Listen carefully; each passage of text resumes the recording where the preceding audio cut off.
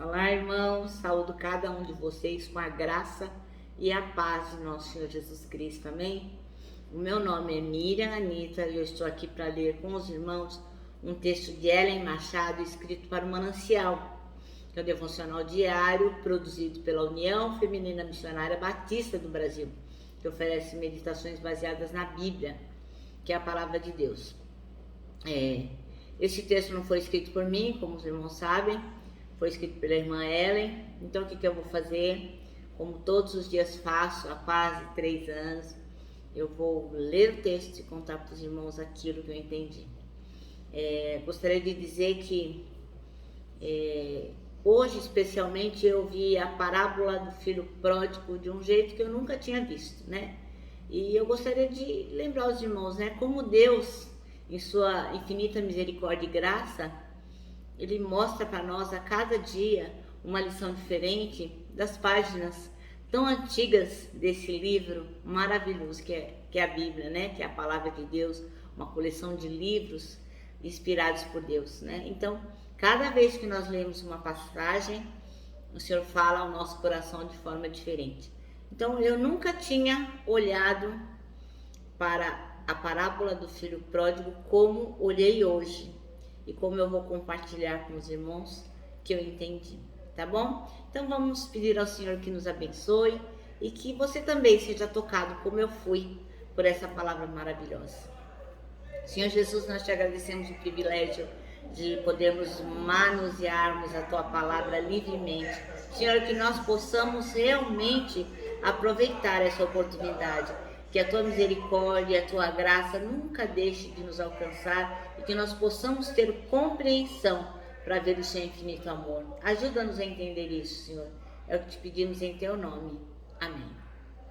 Bem, irmãos, então o nosso texto hoje está em Lucas 15, uma passagem assim muito conhecida pela maioria dos irmãos. E como eu sempre gosto de dizer, eu leio na Nova Tradução da Linguagem de hoje para diversificar, né? Porque a maioria dos irmãos eu sei que tem a Almeida, ou corrigida, redigida, enfim. Então eu gosto de ler nessa aqui para a gente poder comparar as duas traduções, ou 3 ou 4, quantas traduções aí os irmãos tiverem. E essa minha Bíblia que eu leio o texto, eu leio na versão transformadora. Então, é bacana porque a gente vai vendo as diversas formas, né, de serem traduzidas. A palavra é sempre a mesma, abençoada, mas essa tradução ela foi feita especialmente para nós, para que possamos ter uma compreensão, né, maior, não tem tantas palavras difíceis, é mais fácil de entender. Então, só lembrando, o texto da parábola eu vou ler aqui na minha versão transformadora, e os versículos, que são 2, eu vou ler na Nova Tradução na Linguagem de hoje, tá bom? Então vamos lá ler Lucas 15, de 1 a 24, que vai falar da parábola do filho perdido, né? E diz assim, bom, para quem não conhece, que eu sei muitas pessoas não têm acesso, não costumam ler a Bíblia, então o que acontece? Só para dar um preâmbulo, um pai tinha 2 filhos e um deles pediu a parte que cabia na herança para ele poder sair fora e gastar naquilo que ele melhor entendesse. Era o filho mais novo. E aí ele arrumou as coisas e foi embora, foi para uma terra distante, desperdiçou o dinheiro. Daí quando o dinheiro acabou, o que ele pensou? Vou falar com meu pai. Estou numa situação difícil e vou falar com ele. Então aqui no versículo 15 diz assim, quando ele estava passando necessidade, né, esse rapaz, o dinheiro tinha acabado, ele tinha voltado a ser empregado, ele convenceu um fazendeiro da região a empregá-lo. E este homem o mandou a seus campos para cuidar dos porcos. Embora quisesse saciar a fome com as vagens dadas aos porcos, ninguém lhe dava coisa alguma. Quando finalmente ele caiu em si, disse: até os empregados de meu pai têm comida de sobra e eu estou aqui, morrendo de fome. Vou retornar à casa do meu pai e dizer: pai, pequei contra o céu e contra o Senhor. Eu não sou mais digno de ser chamado seu filho. Por favor, trate-me como seu empregado. Então, voltou para a casa do seu pai. Quando ele estava longe, seu pai o viu. Cheio de compaixão, correu para o filho, o abraçou e o beijou. O filho disse: Pai, pequei contra o céu e contra o Senhor. Eu não sou mais digno de ser chamado seu filho. O pai, no entanto, disse aos servos: Depressa, tragam a melhor roupa da casa e vistam nele. Coloquem-lhe um anel no dedo e sandálias nos pés. Matem o polvilho gordo, faremos um banquete e celebraremos, pois este meu filho estava morto e voltou à vida. Estava perdido e foi achado. Começaram a festejar. Amém? História maravilhosa, né? Que história maravilhosa. E a irmã Ellen escolheu os versículos 22 e 23 para serem os versículos-chave. Diz assim: Mas o pai disse aos seus servos: Depressa, tragam a melhor roupa e vistam nele, coloquem um anel em seu dedo e calcem os seus pés. Tragam um novilho gordo e matem-no. Vamos fazer uma festa e comemorar. Bem, irmãos, normalmente quando a gente ora, quando a gente fala com o Senhor, o que a gente faz? A gente agradece a Deus por sua misericórdia e por sua graça.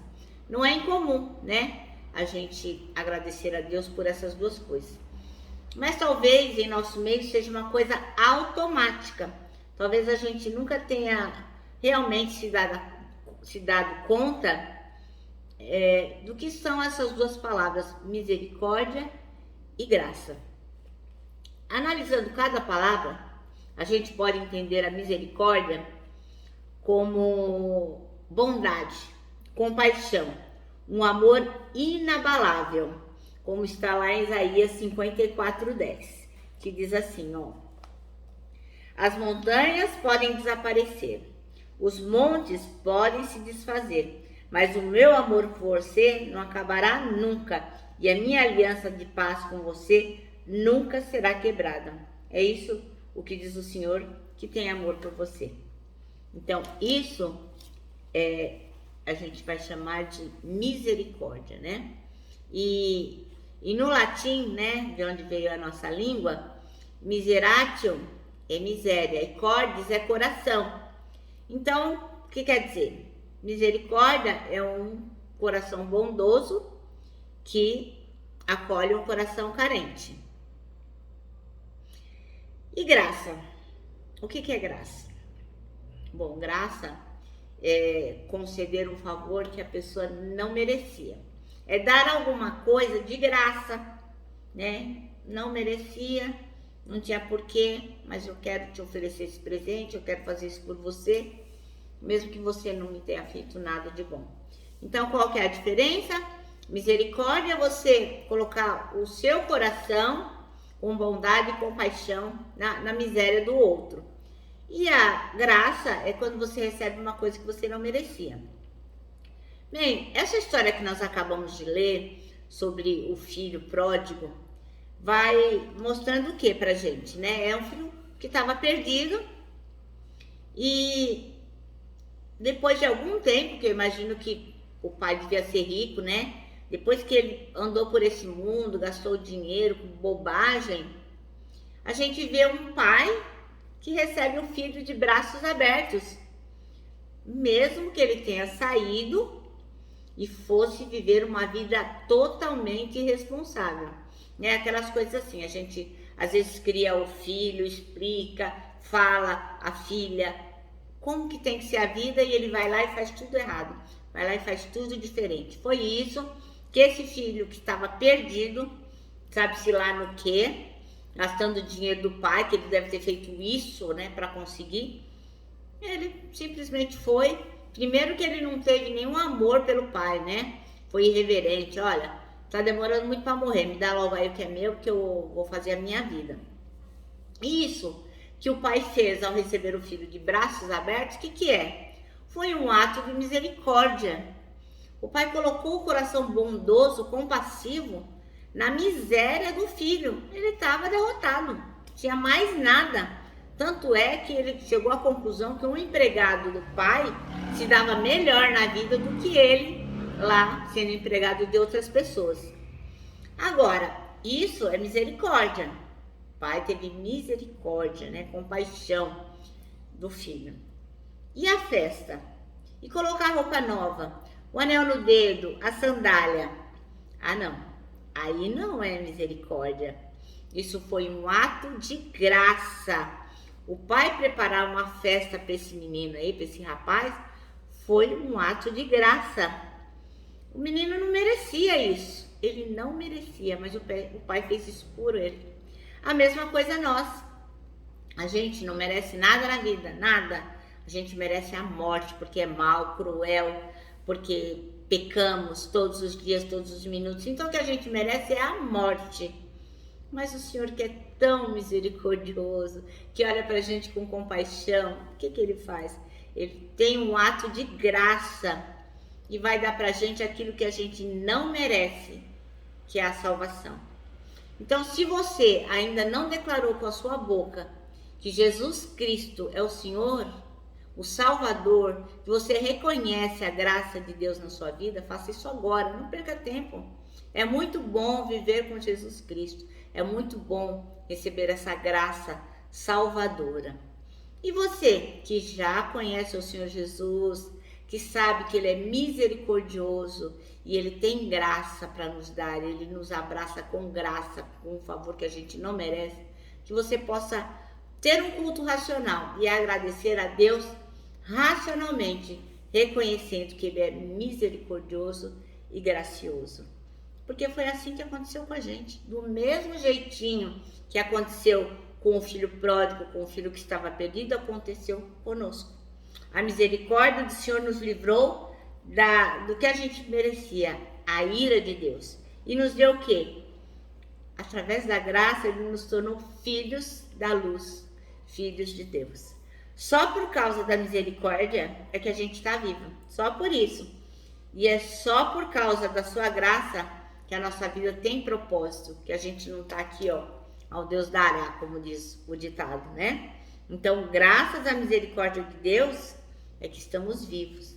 E graças à sua graça, é que nossa vida tem propósito. A graça é tudo que nós recebemos, além da misericórdia.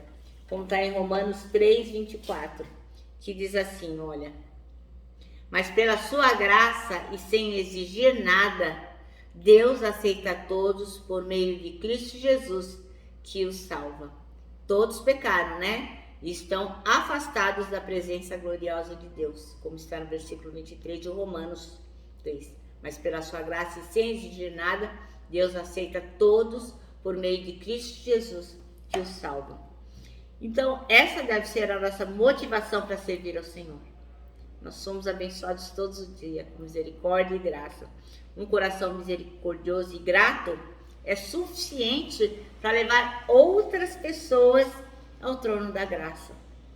Você foi salvo pela graça de Jesus. Você não quer que outras pessoas sejam? Isso já é o suficiente para que a gente possa levar outras pessoas a Jesus. Foi assim com a gente, não foi? Deve ser assim com o nosso próximo. Então, que a graça do Senhor possa alcançar a vida de outras pessoas, a misericórdia dele possa alcançar as pessoas que nos cercam. Por quê? Porque a gente se importa e porque a gente reconhece que fomos alcançados. Amém? Nosso manancial termina assim, ó. Se por causa da misericórdia estamos vivos, é por causa da graça que a nossa vida tem propósito. Amém? Bom, irmãos, eu me despeço aqui com o meu abraço fraternal de ursa. Lembrando que tanta coisa cabe num abraço, parece um laço. E quero que os irmãos também fiquem atentos e se lembrem que aqueles que esperam no Senhor, ó, terão suas forças renovadas e, lógico, reconhecerão diariamente e compartilharão a misericórdia e a graça do Senhor. Amém? Bom, eu me despeço aqui com a minha palavra de ordem, que é gratidão.